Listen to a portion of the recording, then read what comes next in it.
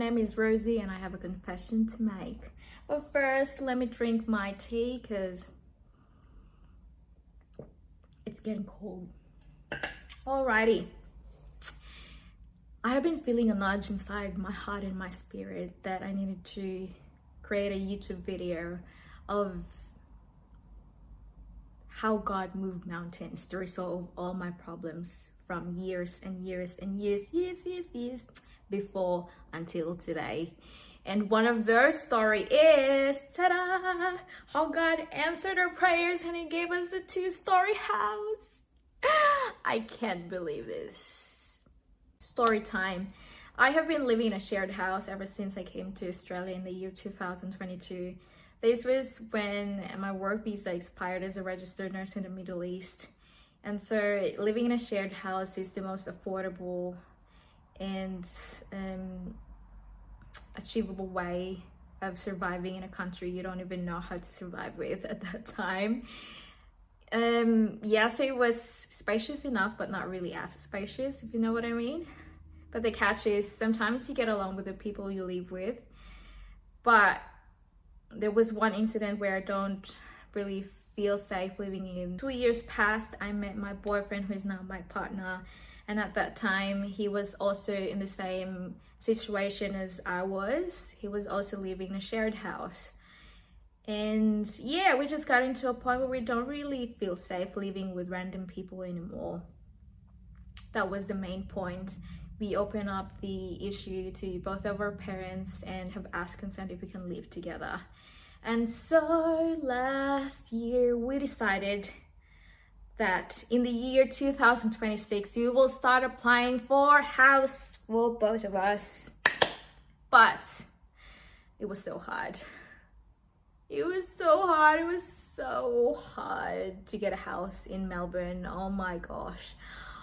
The process of house application is very tedious. Of course, you need to do your online registration, check the houses, register for inspections, and if you like the house, you apply for it and hopefully get a successful application. And yeah, that's pretty much everything, except that you needed to do the entire process for like 25 to 30 houses, which exactly what we did. And I tell you, it's frustrating that we needed to go from one house to the other house, to the third house, to fourth, fifth, sixth, seventh, eighth house in one day, apply to all of it and getting an unsuccessful message.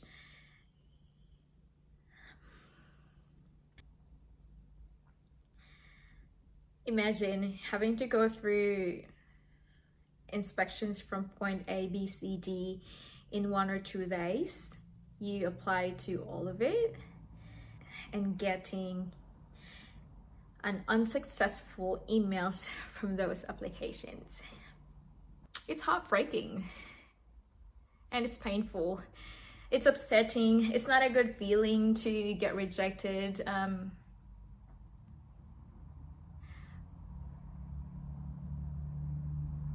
But yeah, it is what it is. All we can do that time is keep on applying.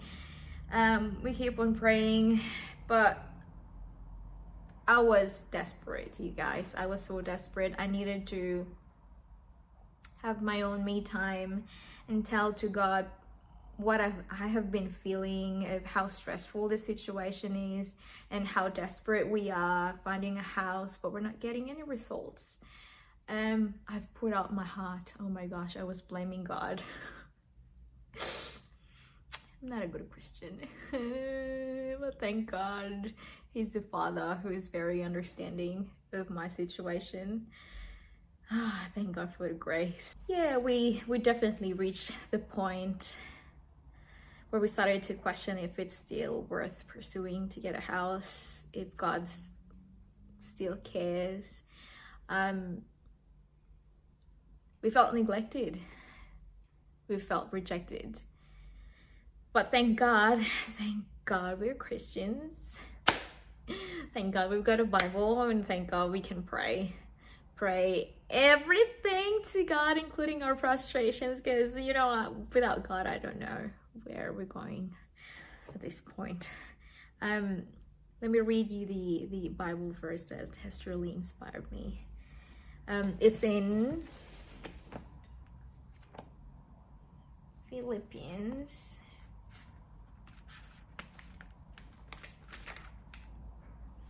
It's in Philippians chapter 4, verse 6 to 7. It says, "Do not be anxious about anything, but in every situation, by prayer and petition, with thanksgiving, present your requests to God. And the peace of God, which transcends all understanding, will guard your hearts and your minds in Christ Jesus." I tell you, the amount of peace inside my heart and my spirit was overwhelming and immaculate after reading this verse. It felt like all my worries and doubts melted away, and I was reminded that yes, I have God with me. He's alive and active, and he has always been with us ever since. We just needed to keep on praying specifically. So it was during this time where we started to ask God about the house that we wanted. We want a spacious house, very mindful neighbor, and a place with good park or lake where we love to explore after work, because we both love walking and spending time together in nature. So yeah, we just pushed through. And that verse gave us the determination and the courage to just keep on applying. We eventually got used to all the rejections. And one day, the time came, we received a phone call. This is it. It's pretty much very empty. As you can see, it's a little bit empty for now. But yeah, I thank God for his endless mercy and grace.